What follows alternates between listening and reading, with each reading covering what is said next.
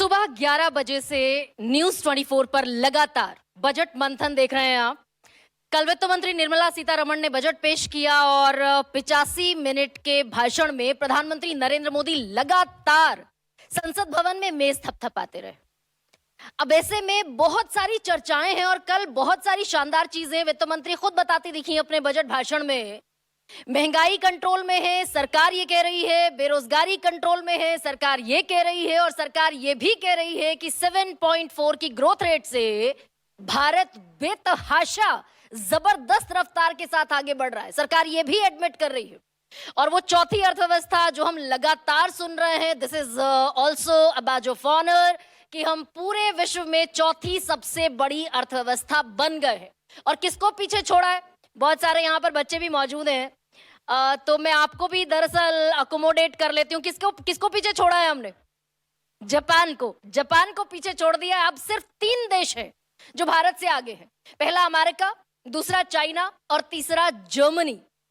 अब लेकिन इस सब में जो सबसे बड़ा सवाल है वो ये कि क्या इतनी ही शाइनिंग तस्वीर है, इतना ही इंडिया शाइनिंग जमीन पर भी है? इसी पर बात करूंगी। और कौन कौन मेहमान मेरे साथ शामिल होंगे? भाई सोशल मीडिया का जमाना है, सारे बच्चे जितने मेरे सामने बैठे हुए हैं सब सोशल मीडिया फ्रेक हैं और सोशल मीडिया के ही मास्टर्स, फाइनेंस मास्टर्स बड़े पॉपुलर हैं सोशल मीडिया पर। सब जाने पहचाने चेहरे हैं, सब ट्यूशन देते हैं कि कैसे अमीर बने इस देश का आम आदमी, कैसे ज्यादा से ज्यादा पैसा कमाए। मेरे साथ संजय कथुरिया हैं, फाइनेंस इन्फ्लुएंसर हैं, दीपक वाधवा मेरे साथ है, एक और सोशल मीडिया मास्टर, और सागर सिन्हा मेरे साथ है। शानदार काम कर रहे हैं आप सब लोग। सबसे पहले तो बधाई आप लोगों को। तो मैं विकास संजय आपसे शुरू कर रही हूँ। आप तो दरअसल टिप भी देते हैं ना लोगों को कि भाई कैसे लोगों की जेबें थोड़ी भारी हो, थोड़ी मोटी हो, थोड़े लोग अमीर बने, तो उसी से शुरुआत करते हैं ना। मैम हम कोई टिप तो नहीं देते वैसे, हम बस सलाह ये देते हैं कि हर व्यक्ति को अपने जॉब पे, अपने व्यवसाय पे, अपने बिजनेस पे फोकस करना चाहिए और वो चीजें कंट्रोल करने की कोशिश नहीं करनी चाहिए जो वो कंट्रोल नहीं कर सकता। जैसे बजट। ओके। क्योंकि बजट हमारे कंट्रोल में नहीं है, वो तो फाइनेंस मिनिस्ट्री से बनता है। हम डेफिनेटली उस पर अपना कमेंट कर सकते हैं, बट आई थिंक वो हमारे कंट्रोल में नहीं है। एक ही चीज हमारे कंट्रोल में, हम कितनी मेहनत करते हैं, कितने अच्छे से अपने लिए काम करते हैं, जो भी जॉब कर रहे हैं, प्रोफेशन कर रहे हैं, फ्रीलांस कर रहे हैं, बिजनेस कर रहे हैं, और उसमें अपने आप को कैसे अपस्किल करते करते करते करते अपनी इनकम को बढ़ा सकते हैं। तो मेरा टेक ये रहता है कि, और खासकर काफी यंग लोग हैं यहाँ पे, तो मैं यही कहना चाहूंगा कि active income is the best way of your income. तो आप अपनी एक्टिव इनकम यानी कि जो भी आप व्यवसाय कर रहे हैं, जॉब कर रहे हैं, उसमें अपने आप को बेस्ट कर लीजिए, उसमें अपस्किल करिए, ताकि आपकी इनकम इतनी ज्यादा हो कि आपको टैक्स देना भी पड़ जाए तो आपको इतना स्ट्रेस फर्क ना पड़े। तो that is my suggestion too. अच्छा, इसमें सबसे इंपॉर्टेंट संजय जो मैं पूछना चाहती हूँ आपसे, भाई कल जैसे जैसे बजट पढ़ रही थी निर्मला सीतारमण, हमारी एफएम वित्त मंत्री, मार्केट क्रैश हो रहा था और बामुश्किल 20 मिनट के अंतराल में मार्केट क्रैश हुआ और लोगों के 10 से 15 लाख करोड़ स्वाह हो गए। इतना ही ये आंकड़ा है या इससे थोड़ा कम या ज्यादा? अप्रोक्स 15 लाख करोड़। तो ये 15 लाख करोड़ जो लोगों की जेब से एकदम चला गया, मार्केट ने वेलकम नहीं किया बजट को, इसका क्या इंपॉर्टेंट रीजन देख रहे हैं आप? देखिए, मार्केट्स को एक चीज की उम्मीद थी और एक चीज की उम्मीद नहीं थी। हाँ। तो जिसकी थी वो हुई नहीं और जिसकी नहीं थी वो हो गई। अच्छा। तो इस वजह से जो है मार्केट्स ने बहुत शार्प गुगली डाल दी सरकार ने। तो पहला था कि सब एक्सपेक्ट कर रहे थे कि long term capital gains tax को रैशनलाइज किया जाएगा, बिकॉज 2018 के आसपास सिक्योरिटीज ट्रांजैक्शन टैक्स लाया गया था, क्योंकि एलटीसीजी मेजर नहीं हो पा रहा था ठीक से। पर अब अगर आप देखें तो गवर्नमेंट के पास बहुत सारे ऐसे सिस्टम्स हैं, जिसे एआईएस कहते हैं। मुझे पता हो ना हो कि मैंने कौन सा शेयर खरीदा था, नहीं बेचा था, सरकार को पता होता है ये बात। अच्छा। हाँ, तो मतलब इतना स्ट्रॉन्ग सिस्टम हो गया वो, हम लोग डाउनलोड करके देख सकते हैं सब लोग इंडिविजुअली, और उस वजह से एलटीसीजी बढ़िया हो गया। अब जो रीजन से एसटीटी लाया गया था, अब वो रीजन का कोई रीजन ही नहीं बचा। तो लोगों को एक्चुअली लग रहा था कि एलटीसीजी कम हो जाएगा, एसटीटी रहेगा, चलो जो लग गया। पर उल्टा हो गया, एलटीसीजी हटा नहीं और एसटीटी फ्यूचर्स में 0.02 से 0.05 कर दिया, 2.5% लगभग बढ़ा दिया सर, 2.5 गुना लगभग बढ़ा दिया सर, 2.5 गुना बढ़ा दिया। यानी अगर आप 1 लाख रुपए पे 2000 दे रहे थे, अब आप 5000 रुपए दोगे ट्रांजैक्शन के लिए। अच्छा, हाँ। और ऑप्शंस पे वो नंबर 0.1 से 0.15 यानी 50% बढ़ा दिया। और रीजन यही दिया गया है कि स्पेक्युलेटिव एक्टिविटीज जैसे फ्यूचर्स एंड ऑप्शंस को इसमें कंट्रोल करना है, इसलिए हम चाहते हैं कि जैसे सिगरेट पे एक्साइज ड्यूटी बढ़ती रहती है ताकि लोग सिगरेट कम पिए, पर सैडली लोग सिगरेट फिर भी पीते ही हैं, उनको फर्क नहीं पड़ता। उसी तरीके से फ्यूचर्स और ऑप्शंस को डिस्करेज करने के लिए ये टैक्सेस बढ़ाए गए और ये मार्केट्स को बिल्कुल पसंद नहीं आए। तो ये जितना markets- पैसा उड़ गया है लोगों की जेब से विद इन 15 मिनट्स ये वापस आएगा। मैं उन लोगों को क्या कहूं जो लोग देख रहे होंगे आज ये प्रोग्राम। देखिए, उड़ा होगा अगर उन्होंने बेचा होगा, अगर किसी ने बेचा ही नहीं है तो कहां से उड़ा? नहीं, वो तो लेकिन notional loss मार्केट है। इतना जबरदस्त तरीके से सिंक किया है। कल मैं देख रही थी किसी भी सेक्टर का शेयर दरअसल इधर ग्रीन हरा दिखाई नहीं दे रहा था, सब red red red red red. Time लग सकता है मार्केट्स को रिकवर करने में, but I think over time markets की ये टेंडेंसी रही है, चाहे 2008 का क्रैश हो, चाहे 2020 का कोविड हो, चाहे रशिया यूक्रेन वॉर हो, चाहे कुछ भी हो, मार्केट्स अगर आप पिछले 5-7 साल से 7 साल के होराइजन में जब भी आप मार्केट्स को कंपेयर करेंगे तो मार्केट्स ने पॉजिटिव रिटर्न दी है। और मार्केट्स ऐसी कोई जगह यानी नहीं है जो जहाँ डीप पॉकेटेड लोग हैं, लॉन्ग टर्म इन्वेस्टर्स हैं, लॉन्ग टर्म उनके लिए लेकिन बढ़िया- शॉर्ट टर्म इन्वेस्टर मारा गया, ये कह रहे हैं आप? बिल्कुल, शॉर्ट टर्म इन्वेस्टर्स तो हमेशा मारने के लिए जाते हैं। मैं इस पर सागर से ना आपसे भी एक रिमार्क ले लूं। जो शॉर्ट टर्म इन्वेस्टर है, पता नहीं कितने बच्चे समझ पा रहे होंगे शेयर मार्केट में। शेयर मार्केट जान रहे हैं आप लोग? शेयर मार्केट समझते हैं? हाथ उठाइए। अच्छा, कितने बच्चे शेयर मार्केट समझते हैं? अरे वेरी फ्यू ऑफ यू।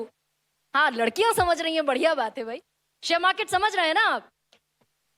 थोड़ा थोड़ा समझ रहे हैं। अच्छा, तो विकास, ये सागर, ये जो लॉन्ग टर्म इन्वेस्टर है उसका तो बन जाएगा, चलिए ठीक है, देखा जाएगा आगे। लेकिन शॉर्ट टर्म इन्वेस्टर जो मारा गया उसका क्या? देखिए, ये long term investor short term investor पे आने से पहले ना एक बात मैं ऐड करता हूँ। हर साल मैं देखता हूँ जब भी बजट आता है ना, बजट की मार्केटिंग ऐसे होती है कि बजट आया तो टैक्स कट हो जाएगा, बजट आया तो स्टैंडर्ड डिडक्शन बढ़ जाएगा। तो बजट की मार्केटिंग ऐसी करी गई है कि टैक्स घटेगा, बजट आया टैक्स घटेगा और कुछ नहीं मतलब। लेकिन बजट का असली मायने ये होता है कि देश की ग्रोथ कैसे कैसे हो सकती है, उन पैरामीटर्स पर बात हो। ठीक है, अब जो आप कह रहे हो ना शॉर्ट टर्म और लॉन्ग टर्म इन्वेस्टर्स, तो इन्वेस्टिंग का मायने ही लॉन्ग टर्म होता है। इन्वेस्टिंग का पर्पस क्या होता है? वेल्थ बनाना, संपत्ति बनाना। और संपत्ति, वेल्थ कभी भी शॉर्ट टर्म में बनती ही नहीं है। आप अगर इसके पीछे का साइंस देखें तो संपत्ति बनती है। 5-5 हजार के भी तो शेयर खरीदते हैं ना भाई लोग। वो संपत्ति नहीं, वो 5-5 हजार, ट्रेडिंग है। 10-10 हजार के भी शेयर खरीदते हैं। वो ट्रेडिंग है। अगर हम इमीडिएटली आजकल में बेचने का सोच रहे हैं, 2-3 महीने में बेचने का सोच रहे हैं, that is called short trading. हम ट्रेड कर रहे हैं और ट्रेडिंग से संपत्ति नहीं बनती। संपत्ति के पीछे का साइंस होता है कंपाउंडिंग, और compounding always plays in long term. जब हम बात करते हैं 10 साल, 15 साल, 20 साल की ना, तब कंपाउंडिंग मैजिक की तरह काम करता है। और वहां लॉन्ग टर्म इन्वेस्टिंग की बात होती है, जब compounding equal to long term investing.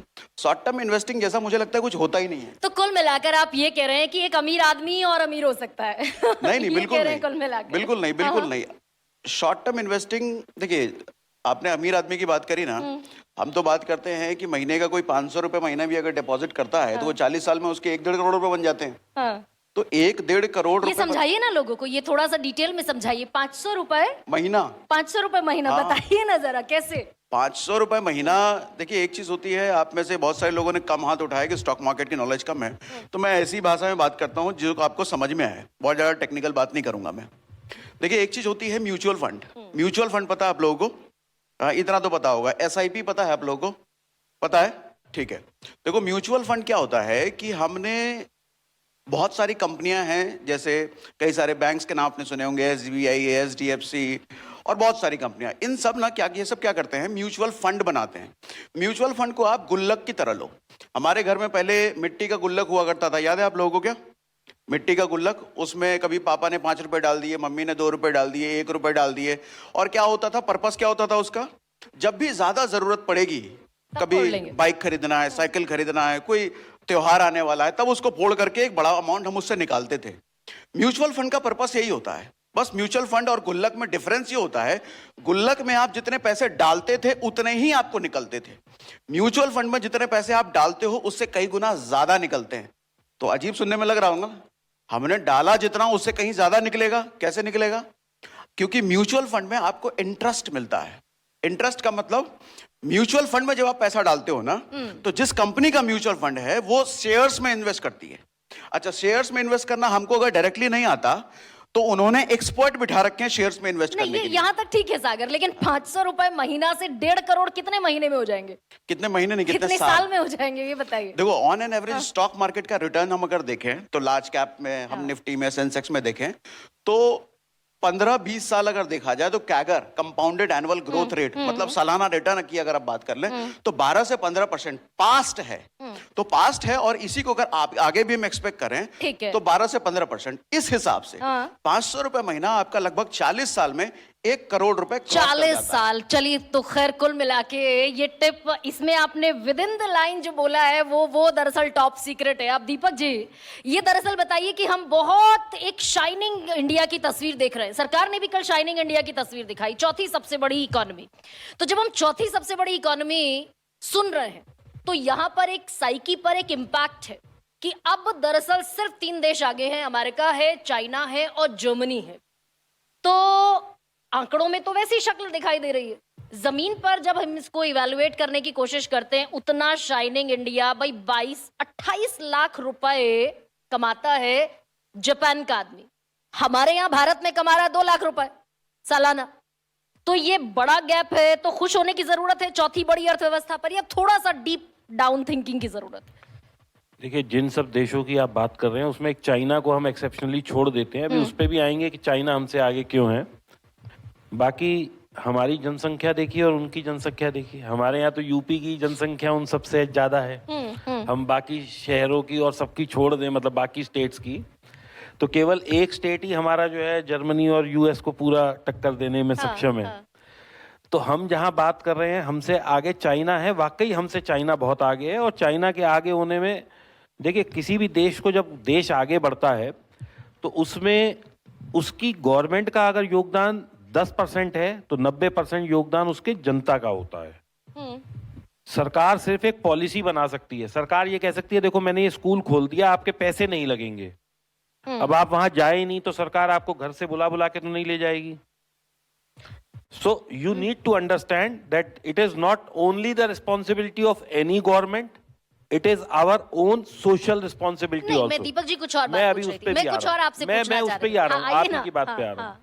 तो इंडिया शाइनिंग का सारा हम छीकड़ा सरकार पे फोड़े वो नहीं पॉसिबल नहीं, मैं है। ये कह ही नहीं रही हूँ सरकार पर फोड़ दे, मैं तो सिर्फ इतना कह रही हूँ कि भाई हमने एक बड़ी पिक्चर देख रहे हैं हम कि 4.167 ट्रिलियन डॉलर की इकोनॉमी है हमारी और 142 करोड़ हम लोग हैं। अब ऑब्वियसली जब बटेगा 142 करोड़ में ये 4.167 ट्रिलियन की इकोनॉमी, तो निश्चित तौर पर हमारी पर कैपिटा इनकम जो है वो अमेरिका के कंपैरिजन में, चाइना के, जर्मनी के कंपैरिजन में कम बैठेगी। तो इसीलिए मैं आपसे पूछ रही हूँ कि इतना सीना ठोके जाने की जरूरत है कि भाई हम चौथी सबसे बड़ी अर्थव्यवस्था बन गए, जेब में पैसा तो है नहीं। हम पहुंच जाएंगे वहां पे, क्योंकि हमारे यहाँ जो कंजम्पशन है वो जरूरत से ज्यादा है। आज आप इस चीज को सोच के देखिए कि आप कहीं दूर दराज में चले जाइए, हर आदमी के हाथ में मोबाइल है।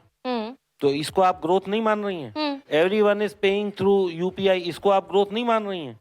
आप अमेरिका में चले जाइए, आप जर्मनी में चले जाइए, आप चाइना में चले जाइए, कहाँ इतना अच्छा सिस्टम है। सर आपको लगता है पैसा है लोगों की जेब में? बिल्कुल पैसा है, बेहिसाब पैसा है लोगों की जेब में। भारत के लोगों की? भारत की लोगों की जेब में। ये कैसे कह रहे हैं आप? ये मैं ऐसे कह रहा हूं कि आप कहीं चले जाइए, बिल्कुल डीप डाउन द टाउन्स चले जाइए, वहां भी डेवलपमेंट हो रहा है। ऐसी कौन सी चीज है जो शहर में आपको मिल रही है और वहां नहीं मिल रही है, आप मुझे बताइए। तो सर आरबीआई जो डेटा दे रहा है वो गलत डेटा दे रहा है फिर? आरबीआई गलत डेटा नहीं दे रहा है। आरबीआई कह रहा है कि 45 सालों में सबसे कम हाउस होल्ड सेविंग है इस देश के लोगों के हाउस पास। होल्ड सेविंग कम हो सकती है मैडम, मैं इस बात पे डिनायल पे नहीं हाँ, हूँ। हाँ। देखिए क्या होता है, जब बाजार तेजी में होते हैं, मार्केट सब तेज चल रही होती है, तो सारे डेटा जो है तेज हो जाते हैं। अच्छा आप कह रहे हैं लोगों के पास बेहिसाब पैसा है, किस किस के पास बेहिसाब पैसा है? जरा हाथ उठाइए तो। आप बच्चा लोग, चलिए हाथ इनमें से उठाइए कि- इनमें ये से कैमरा सबसे लेकर जाइए जरा बच्चों के इनमें पास। से सबसे ये पूछ लीजिए कि हाँ। इनको तो छोड़ दीजिए, इनके यहाँ जो हाउस हेल्प है उनमें भी कोई ऐसा है जो रात को खाना खाए बगैर सोया हो? नहीं नहीं, अब सर खाना खाए बगैर सोना अरे, और तो जेब आप- में पैसा नहीं, नहीं, होना नहीं, इज अ डिफरेंट थिंग। कितने जेब लोगों में के पैसा पास है सबके पास, सुन जेब लीजिए में ना, पैसा सर, यहीं है। से सुन लेते एक सेकंड। जो जो बच्चे ये मानते हैं कि उनके पिताजी माताजी के पास, चाचा जी फूफा जी के पास पैसा बेतहा है, बेतहाशा है, जरा हाथ उठाइए तो। अरे दिखाइए, बच्चों को दिखा दीजिए मैं भाई। मैडम आपको एक आंकड़ा देता हूँ, देखिए मैं सर बताता कोई नहीं कह रहा है कि मैं उनके पास पैसा है। देखिए, because no one is happy to say कि I am sufficient. I am contented, कोई नहीं अच्छा बोलेगा। सर, कितना पैसा? आज जिस आदमी के पास 100 करोड़ रुपया है वो भी कहेगा अरे आज कट रही है, वो भी हैप्पी नहीं है, because he wants to earn 1000 crore.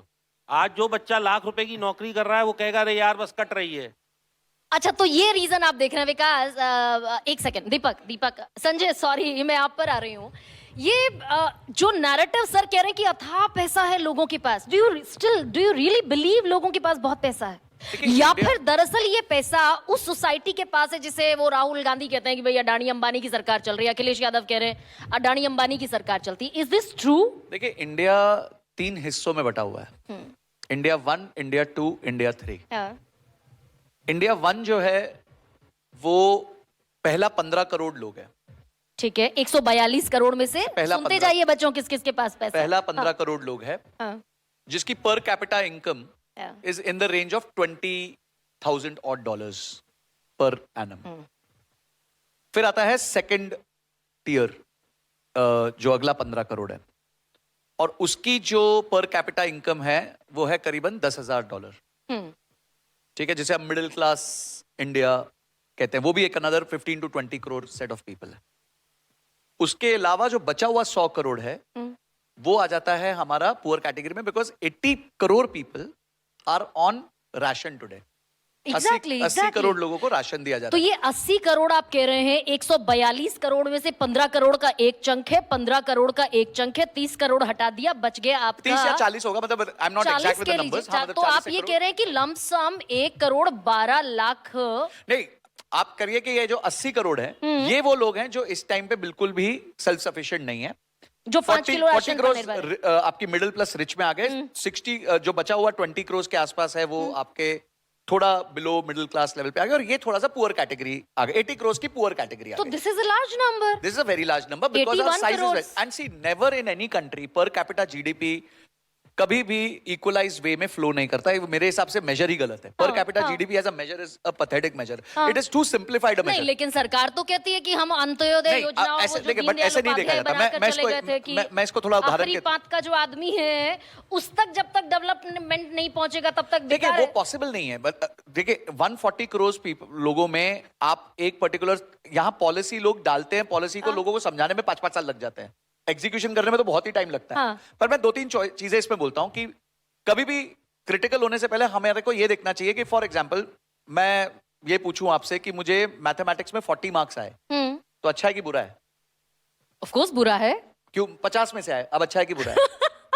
तो Okay. कॉन्टेक्स्ट चेंज हो गया। ठीक है, अब 40 तो आए पर मैं क्लास में लास्ट 10% में आया तो 40 खराब हो गया। पर पिछले सेमेस्टर में मेरे को 30 आए थे और इस समय तो मैंने ग्रोथ करी, मतलब इंप्रूवमेंट करी अपने अंदर। I am not there but I have improved. But after 7 में सीरियसली नहीं। तो अभी हम आते हैं एक लास्ट बस इसको मैं बताता हूँ। तो अगर हम पर कैपिटा जीडीपी जैसा सिंप्लीफाइड नंबर भी ले, मेरे हिसाब से वो एक राइट मेजर नहीं है इकोनॉमी का, बट अगर हम उसको ओवर सिंप्लीफाइड नंबर को भी लें तो हमने पिछले 5-10 सालों में ठीक ठाक ग्रोथ की है उसमें। ठीक है, ग्रोथ की है। और ये वर्ल्ड बैंक भी कह रहा है कि 25 से 30 करोड़ लोग जो हैं वो अति पिछड़ा वर्ग जो था, मतलब जो बिल्कुल ही below super below poverty line था, वो उससे ऊपर आ संजय गया। आप अपनी बात को कॉन्ट्राडिक्ट कर रहे हैं क्या? मैं यहां तक तो आपसे सहमत हूं कि 81 crore people of India are dependent on 5 kg rice and wheat, गेहूं और चावल पर निर्भर है। तो 81 करोड़ बड़ा नंबर होता है क्या बच्चों? कि भैया 81 करोड़ लोगों के पास रात में दिन में खाने के लिए सरकार का जो राशन है सिर्फ वही एक जरिया है। ये 81 करोड़ लोग सिर्फ राशन पर निर्भर है। Is this a good situation और बैड सिचुएशन? थोड़ा जोर से बोल दीजिए जरा। This is a bad situation. तो संजय ये कब तक भाई after 78 years of independence? Ma'am, इसमें जैसे दीपक सर ने कहा ना, इसमें सिर्फ गवर्नमेंट का रोल नहीं है। अच्छा, मैं आपको एक उदाहरण देता हूं। आज जैसे कहा 80 इयर्स ऑलमोस्ट इंडिपेंडेंस को हो गए हैं। आपको पता है आज हमारे वहां गवर्नमेंट जॉब्स कितने हैं? एनीवन, एनी नंबर, कितने गवर्नमेंट जॉब्स हैं आज? गवर्नमेंट के, सेंट्रल गवर्नमेंट के कितने जॉब्स हैं? आर्मी को छोड़ दीजिए, जो जनरल जॉब्स होते हैं 50 लाख है। Railway and defence, railway and defence मिलाकर। नहीं, डिफेंस हटा दीजिए, डिफेंस हटा दीजिए, एवरीथिंग एल्स जो भी पीएसयूज हैं, गवर्नमेंट में काम कर रहे हैं। हाँ, 2 करोड़ नहीं है, रेलवे और डिफेंस अलग है। सबसे बड़ा नंबर रेलवे में है, उसके बाद डिफेंस है, उसके सेकंड अलावा जो सेकंड है- लार्जेस्ट डिफेंस। उसके अलावा जो गवर्नमेंट है, ठीक है, तो गवर्नमेंट जॉब्स 50 लाख क्रिएट हुए, इन दोनों को एक बार छोड़ देते हैं। गवर्नमेंट जॉब्स 50 लाख ही क्रिएट हुए हैं। अब हम सोचते हैं कि 50 लाख 80 साल में क्रिएट हुए हैं। 80 years it has taken to create 50 lakh jobs. तो गवर्नमेंट कहां से अगले लेट्स से 5-10 साल में फिर से 2 करोड़ जॉब्स नए क्रिएट कर देगी? हाँ। नहीं, लेकिन एक सेकंड, इसे मैं सागर आपसे इस पर चाहती हूँ भाई, ठीक है ये जो संजय कह रहे हैं that could be a point, लेकिन जब हम कल का बजट देख रहे हैं और हम ये देख रहे हैं कि भाई हमने रील बनाने के लिए 1500 स्कूल कॉलेजेस को फंड अलॉट करने की 15,000 एग्जैक्टली स्कूल कॉलेजेस को फंड अलॉट करने की बात हम कर रहे हैं, लेकिन हमारे देश की कोई भी यूनिवर्सिटी, कोई भी कॉलेज टॉप 100 में मार्क नहीं करता, और हम कहते हैं कि भाई हम चौथी सबसे बड़ी अर्थव्यवस्था बन गए। तो इस यूथ को कौन कैटर करता हुआ दिखाई देगा, कौन एड्रेस करेगा? देखिए, आपने जो कहा ना रील बनाने के लिए इतने पैसे एलोकेट कर रहे हैं, दरअसल रील बनाने के लिए नहीं, कंटेंट क्रिएटर्स के लिए उन्होंने करे हैं। हाँ। तो कंटेंट क्रिएटर्स, देसी जबान में भाई रील ही कहते हैं, और क्या? देखिए कंटेंट क्रिएटर का मतलब ये नहीं होता कि सिर्फ रील बनाना, नाली में लेट पोट करके रील बनाना, कपड़े बदल बदल के रील बनाना, या यहाँ घूम रहे हैं वहाँ घूम रहे हैं वो रील बनाना। रील या कंटेंट वो भी होता है जो शायद हम जैसे लोग बता रहे हैं, मतलब एक यूथ जिसको शायद पैसे की समझ नहीं है। अच्छा, finance आपने की समझ दरअसल नहीं है। पर्सनल ले लिया। नहीं, पर्सनल लिया। मेरे साथ ऐसे बहुत सारे टीचर्स भी हैं, बहुत सारे टीचर्स हैं, या मतलब कोई भी ऐसी चीज जो कि ग्रोथ में हेल्प कर रहे हैं, एजुकेट कर रहे हैं लोगों को, सही रास्ता बता रहे हैं, वो लोग भी कंटेंट क्रिएटर्स ठीक है। तो मुझे लगता है गवर्नमेंट ने शायद इनका सोच करके सोचा होगा। ठीक है। और कंटेंट क्रिएशन एक बड़ी इकोनॉमी है। एग्जैक्टली, बिल्कुल इकोनॉमी है, बड़ी इकोनॉमी है, लेकिन हम ये क्यों नहीं सोच पा रहे हैं कि भाई हमारे कितने हजार, मैं लिखकर भी लाई थी, लगभग 53,000 से ज्यादा तो कॉलेज है इस देश में, और 1,500 तकरीबन यूनिवर्सिटी है। तो 53,000 और ये 1,500 अगर मिला लीजिए तो 55,000 से ज्यादा बैठता है। 55,000 में टॉप 100 में हमारी देश की कोई यूनिवर्सिटी, कोई कॉलेज मार्क नहीं करता। ये बहुत अच्छा पॉइंट आपने बोला। कल हमने यूट्यूब पे जब बजट एनालिसिस करा था ना, उसमें ये बात मैंने हाईलाइट करा था कि हमारे देश की सरकार को शायद इस बार पहली बार, मैंने कहा था कि ये जो बजट है ना, ये 20 साल पुराना बजट है। 20 साल पुराना बजट मैं इसलिए कह रहा हूं कि पहली बार मैंने देखा कि सरकार ने रियल एजुकेशन पर फोकस किया है। रियल एजुकेशन में किसको कह रहा हूं कि वो एजुकेशन, वो पढ़ाई जिससे सच में एम्प्लॉयमेंट क्रिएट हो। जो बच्चा जब कॉलेज स्कूल से पढ़ के निकल के बाहर आए तो उसको काम मिले, उसको धंधे पानी में हेल्प मिले, वो एजुकेशन। लेकिन अभी तक का एजुकेशन अगर आप देखें तो वो बच्चा बीएससी कर लेता है, एमएससी कर लेता है, लेकिन बाहर निकल करके उसको 10,000 की नौकरी के लिए हजारों इंटरव्यूज देने पड़ते हैं। मतलब 10,000 की नौकरी देने को उसको कोई तैयार नहीं है। तो ये फिर इस डेवलप, एजुकेशन का क्या फायदा? कहते हैं इसको, डेवलपमेंट कह सकते हैं सागर? नहीं कह सकते हैं। मैं ये कह रहा हूं कि ये जो बजट आया है, अगर इस बजट में आप देखो कि जो एजुकेशन पर फोकस किया गया है वो सब रियल एजुकेशन है। Graphics, animations, gaming, content creators, इन सब एजुकेशन पर फोकस किया गया है। आयुर्वेदा के एजुकेशन पर फोकस किया गया है। मतलब पहली बार मैं देख रहा हूं कि रियल वर्ल्ड में जो एजुकेशन लोगों को चाहिए। नहीं, तो ये यहाँ भी एक बड़ा वो जो काला कोट और गुलाबी तस्वीर है, आप कह रहे हैं कि रियल एजुकेशन पर फोकस किया गया। बच्चों खुश हो क्या अभी की एजुकेशन से देश की? कितने लोग खुश हैं, जरा हाथ उठाइए। अभी जो रियल स्टेटस है इस देश की एजुकेशन का, कितने लोग उससे सेटिस्फाइड हैं? हाथ उठाइए तो जरा प्लीज। डर क्यों रहे भाई? हाथ उठाइए बच्चों। कितने लोग खुश हैं वो लोग हाथ उठाइए। अच्छा, कितने लोग नाखुश हैं वो लोग हाथ उठाइए। एग्जैक्टली, मैंने भी यही पॉइंट आउट करा था। सर सरकार, अभी जो एजुकेशन चल रहा है ना, सरकार एजुकेशन, आप कह रहे हैं कि रियल एजुकेशन पर सरकार फोकस कर रही है, और किया है मैं- पहली बार, और पहली बार। और मैं ये कह रही हूं कि एजुकेशन का बजट टोटल बजट के 3.6% से घटकर कल के बजट में 3.5% रह गया।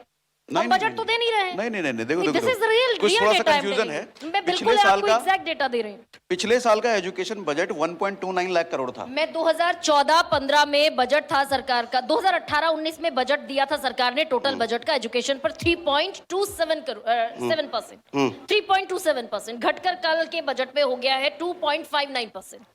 आप पिछले साल का एजुकेशन बजट अगर देखो तो एग्जैक्ट बजट है 1.29 लाख करोड़ पिछले साल। इस साल 1.39 लाख करोड़ किया है। मतलब बढ़ाया है एजुकेशन बजट। लेकिन मैं तारीफ इसलिए इस बार करूंगा सरकार की, क्योंकि पिछले साल का जो एजुकेशन था वही घटिया 2 टकिया एजुकेशन मैं कहता हूं, जिससे 10,000 की नौकरी भी नहीं मिलती। उन एजुकेशन को तो बंद ही कर देना चाहिए था। आप भी इस बात से सहमत कर रहे हो कि भैया उस एजुकेशन से कोई काम नहीं आता रियल लाइफ में। अच्छा। लेकिन इस बार का एजुकेशन बजट जो मैं कह रहा हूं कि आप देखो, बच्चे ग्राफिक्स सीखने के लिए प्राइवेट इंस्टीट्यूट में जाते हैं, एनिमेशन सीखने के लिए प्राइवेट इंस्टीट्यूट में जाते हैं। अब सरकार वो काम कर रही है। कंटेंट क्रिएटर बनने के लिए यूट्यूबरों के वीडियो देखे जाते हैं, इधर उधर के कोर्स लिए जाते हैं। अब सरकार उसमें वो काम कर रही है। आयुर्वेदा भाई, जो मैं कि तो हम सर मैं ये तो जो बड़ा मोटा सा फैक्ट मैंने आपके सामने रखा, टॉप 100 में can I हमारे add देश की something? कोई यूनिवर्सिटी नहीं है। दीपक जी हाँ मैं बताइए एक ना। चीज का Please, यहाँ sir. पे बोलना चाहूंगा। हम ये क्यों आशा कर रहे हैं कि पिछले साल अगर मान लीजिए किसी चीज का बजट 1 लाख था तो इस साल 1,10,000 होना चाहिए? जस्ट आप जैसे सवाल पूछ रही हैं, मैं सिर्फ इस पे काउंटर सवाल पूछ रहा सर हूँ। 7 लाख करोड़ बढ़ा है। एक सेकंड मैडम, पिछले साल अगर उन्होंने कहीं 1 लाख करोड़ खर्च करना था या 1 लाख खर्च करना था, उन्होंने एक बिल्डिंग बना दी। अब इस साल उन्हें लग रहा है कि भैया अब तो सिर्फ फर्नीचर ही लाना है, बिल्डिंग खड़ी है, तो उन्होंने बजट घटा दिया। अच्छा, तो- सो यू कैनॉट से कि पिछले साल इतना था, इस साल इससे कम है। Whatever is the need of the hour, madam वो कर रही हैं। मैडम कर रही है। अच्छा ठीक मैं है एक चीज संजय। इसमें और ऐड कर देता हूं। हाँ। इस वक्त प्रायोरिटी हो सकता है आपको दिख रही हो कि एजुकेशन है, हाँ। एजुकेशन प्रायोरिटी है हमारी, मैं बिल्कुल इस पे डिनाइल पे नहीं हूं, लेकिन हो सकता है इस वक्त देश को बचाना ज्यादा बड़ी प्रायोरिटी हो, जो उन्होंने डिफेंस पे खर्च किया। डिफेंस पे खर्च कर दिया। अगर कल को हमारे पड़ोसी मुल्क हम पे अटैक कर देंगे तो ये सब स्कूल कॉलेज धरे रह जाएंगे। तो इसलिए 17% से घटकर इसलिए 13% मेरा हो कहना गया है। ये है लेकिन कि अच्छा हम दीपक लोग जी एक सवाल पर मैं थोड़ा लाना सा चाहती हूँ पॉजिटिव आपको। होके सोचें। ठीक। और हम लोगों को Positive? ये जो फ्री की रेवड़ी की आदत पड़ गई है मैडम, इससे निकलना पड़ेगा। जितना जल्दी ये युद्ध निकल जाएगा उतना जल्दी देश तरक्की करेगा। We should be encouraging them not to be dependent on budget but to have their own skill set, कि जिंदगी में वो सर- जब भी अपने कामयाबी पे आगे बढ़ें, उनके हाथ में कुछ ऐसी स्किल सेट हो कि उनको जॉब मिल जाए। Very very very true sir. भाई ये रेवड़ी कौन दे रहा है? सरकार दे रही है। तो बिहार के इलेक्शन में सरकार ने रेवड़ियां बांटी। कम तो करनी पड़ेगी ना सर 10,000 रुपए देंगे हर महिला को बिहार की। ये किसका डिसीजन था? बिहार में सरकार का मैडम डिसीजन देखिए, था। ऐसा है, हम ये नहीं कह सकते over the period of time कि कल को कोई भी एक गवर्नमेंट आ जाएगी और वो बिल्कुल ऐसे डंडा घुमाएगी और हमारा देश सुधर जाएगा। सुधर जाएगा। अच्छा चलिए We are last not point में looking- लास्ट पॉइंट पर we ला are रही हूँ not- आपको। we are not ठीक है having a Deepak ji, Harry last Potter point, movie। Sanjay. पिछले क्वेश्चन का आंसर करना चाहूंगा। आपने पूछा क्यों इंडियन यूनिवर्सिटीज फीचर नहीं करती। प्लीज। देखिए उसके 2 बड़े कारण है। कोई भी यूनिवर्सिटी, टॉप यूनिवर्सिटी एक बड़े कारण से बनती है और वो है रिसर्च। आप हार्वर्ड देखेंगे, स्टैनफोर्ड देखेंगे, येल देखेंगे, ऑक्सफोर्ड देखेंगे, उधर रिसर्च पेपर्स लिखे जाते हैं और उन रिसर्च पेपर्स को पब्लिश किया जाता है। वहां पे इनोवेशन होती है, वो लोग पेटेंट्स फाइल करते हैं, तब जाके एक यूनिवर्सिटी का नाम बनता है। मैं नहीं, अभी कल ही पीयूष गोयल, हालांकि मैं चाह रही थी इसको समअप कर दूं अब एक और लास्ट सवाल लेकर, लेकिन कल ही पीयूष गोयल ने बयान दिया कि भाई बॉस्टन देखिए, बॉस्टन की पूरी इकोनॉमी एजुकेशन से ड्रिवन है, एजुकेशन पर चलती है। और हमें भी अपने यहाँ बॉस्टन जैसे एजुकेशनल हब क्रिएट करने चाहिए। तो हम दरअसल सिर्फ बात ही कर रहे हैं ना 12 साल से, देखिए वो करना या तो बल्कि पड़ेगा। कहें कि पिछले 78 साल से। 78 साल से। देखिए मैम वही है कि ओवरनाइट इंप्रूवमेंट तो कहीं भी नहीं होगा, कहीं भी नहीं होगा। बट अभी जो इंडिया में हम लोग मिस कर रहे हैं वो है R&D पे स्पेंड्स। R&D हमारे पे spend, और ठीक। ये भी इकोनॉमिक सर्वे में लिखा गया है लिखा हुआ है कि R&D स्पेंड्स हम नहीं कर रहे हैं। और R&D स्पेंड्स आप कैसे एक्सपेक्ट कर रहे हैं कंपनीज को करने के लिए जब आपने लोगों को ये आदत ही नहीं डाली। अब मैं आपको इसका एग्जांपल देता हूं। IIT में जो R&D कर रहा होता है PhD, we are running short of Sure, time. Sanjay मुझे बताइए भाई, सबकी सारे बच्चों की मम्मियां जो देख रही होंगी, माताएं देख रही होंगी ये प्रोग्राम, सोना और चांदी बड़ी नजर थी, सरकार ड्यूटीज घटाएगी, टैक्स घटाएगी, सोना चांदी कम होगा। उसके बगैर सोना चांदी जो है, चांदी तो एब्सोल्यूट क्रैशिंग लाइक एनीथिंग। तो ये कितना सेफ इन्वेस्टमेंट है लोगों के लिए फर्दर? और चांदी और सोने को लेकर प्रेडिक्शन क्या है आपका? मैम चांदी है ना बदमाश बच्चे की तरह है। ओके। तो बदमाश बच्चे को तो आपको टैकल करना आना चाहिए। हाँ। और अगर आपके तीनों बच्चे बदमाश हो गए, मतलब जितने आपके बच्चे सारे बदमाश हो गए, तो आपकी तो फिर जीना जो है कैसा होगा सबको पता ही है। हाँ। देखिए इसके लिए एक पॉलिसी होती है। आई एम नॉट श्योर, अभी यहाँ काफी यंग बच्चे हैं, बट एक कहा जाता है एसेट एलोकेशन। जब हम अपना लाख रुपए, 2 लाख रुपए, 5 लाख रुपए निवेश करते हैं, तो हम सिर्फ ये नहीं देख रहे होते मार्केट में चल क्या रहा है। हम एक थाली बनाते हैं इन्वेस्टमेंट्स की, जिसमें दाल भी होती है, चावल भी होते हैं, सब्जी भी होती है और अंत में गुलाब जामुन भी होता है। पूरी थाली गुलाब जामुन की नहीं बनती। तो होता क्या है, जो इन्वेस्टर साइकोलॉजी है वो ये कहती है कि जो चीज चल रही है मैं उसमें पैसा डालूंगा। अब सिल्वर चल गया तो हीरो बन गया, सबकी नजर में आ गया, सबने पैसा डाल दिया। अब उसका एक नेचर है, वो बदमाश बच्चा है, पर किसी ने देखा नहीं। अब वो बदमाश बच्चा बड़ा प्यारा लग रहा था, कुची कू कर रहे थे सब उसको, उसने बदमाशी चालू कर दी, तो अब हो गया सबका कल्याण। जब आप फर्दर पॉइंट क्या है सिल्वर, जब आप निवेश करते हैं गोल्ड और सिल्वर में, सबसे पहली बात आपका होराइजन, जैसे सागर सर ने कहा, लॉन्ग टर्म यानी कि 10 साल का होना चाहिए, पहली चीज।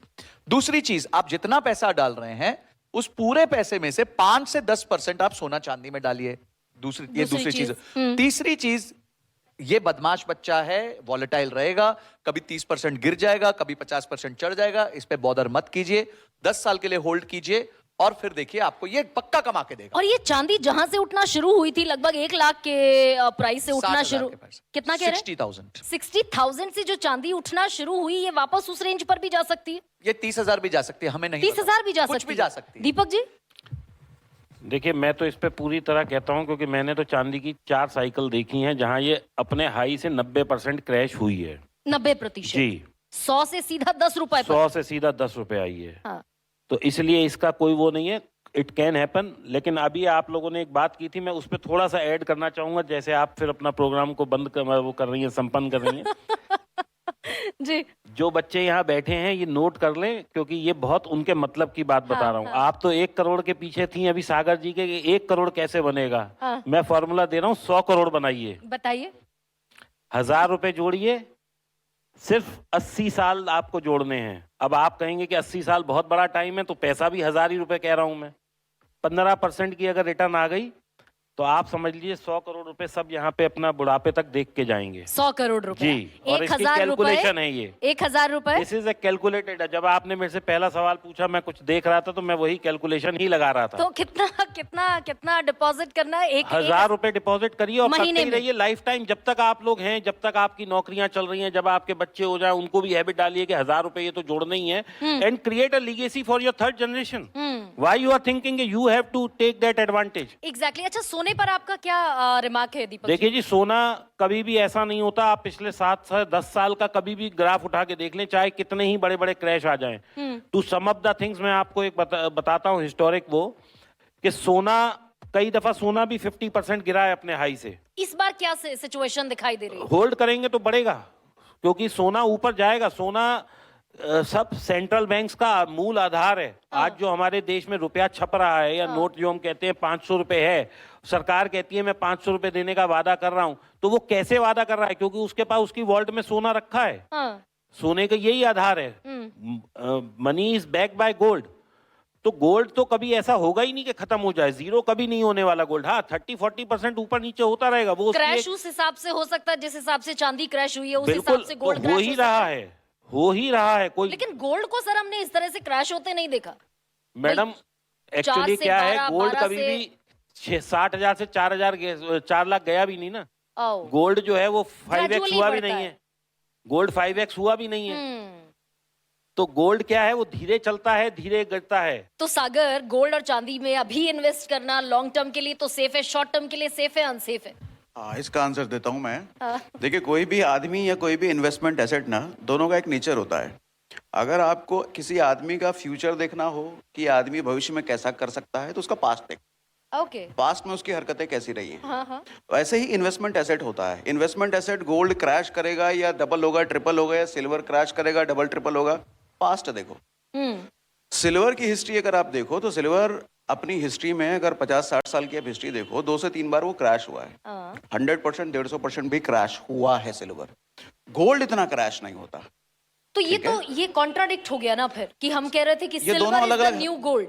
होता भी सिल्वर दोनों इज अलग-अलग है। Not a new gold. Silver new gold कहने का रीजन अलग है। हाँ। रीजन इसलिए है कि सिल्वर की यूटिलिटीज गोल्ड से कहीं ज्यादा ज्यादा है। है। यूटिलिटी मतलब यूज केसेस, वो इसके इंडस्ट्री यूज हैं, ईवी में, सोलर में, हर जगह सिल्वर इस्तेमाल होता है। गोल्ड कहीं इस्तेमाल नहीं होता। हाँ, फ्यूचर में अगर 50-60 साल, 100 साल की बात करो आप, तब तो हो सकता है कि सिल्वर गोल्ड को क्रॉस करे, लेकिन बहुत लंबा टाइम है, नो वन नोस। लेकिन अभी की आप बात करो कि क्रैश कर सकता है, तो सिल्वर क्रैश कर सकता है, गोल्ड क्रैश नहीं कहा जा क्रैश सकता। नहीं। गोल्ड में करेक्शन आ सकता है, 10-5%, 20% गिरावट आ सकती है, क्रैश नहीं हो सकता। अच्छा, एक बार सिल्वर बच्चों से क्रैश हो पूछ ले सकता जरा है, एक हो बार। सकता है। सिल्वर क्रैश हो सकता है, गोल्ड उस हिसाब से क्रैश नहीं होगा। भाई, जितनी भी लड़कियां यहाँ बैठी हैं उनके घरों में तो ये चर्चाएं चल ही रही होंगी, सोने चांदी की चर्चाएं चल रही हैं। कितने बच्चों के घरों में चल रही है, जरा हाथ उठाइए। अच्छा, खरीद कितने लोग रहे? खरीद कितने कितने घरों में सोना चांदी खरीदा जा रहा है? हाथ उठाइए जरा। तो इन्वेस्टमेंट के लिए हाथ उठाइए, प्लीज प्लीज प्लीज। पीछे एक हाथ उठाई, दिख रहा था मुझे उठता हुआ। अच्छा, खरीदा है, गोल्ड खरीदा है या सिल्वर खरीदा है? गोल्ड खरीदा है। अच्छा, इनके लिए जरा बता दीजिए। देखो, रीजन भी मैं ऐड कर देता हूँ। अगर मैं सिल्वर को क्रैश हो सकता है ये कह रहा हूँ, गोल्ड को नहीं हो सकता ये कह रहा हूँ, अभी क्या है ना, चाइना ने पिछले महीने Export ban ये किया। बोला कि सिल्वर वो पूरी दुनिया को किसी को नहीं देगा, भाई कारण अपने पास समझ ही लीजिए रखेगा। कि चांदी और सोना महंगा क्यों हो रहा है, कारण समझ लीजिए सागर जी से। हाँ, तो चाइना ने ये बोला। अच्छा, चाइना सेकंड नंबर का सबसे बड़ा प्रोड्यूसर है सिल्वर का, और फर्स्ट नंबर का सबसे बड़ा कंज्यूमर है। कंज्यूमर क्यों? क्योंकि ईवी, सोलर, आप जितने ये सब चीजें देखते हो, सबसे ज्यादा बनाने वाला चाइना है।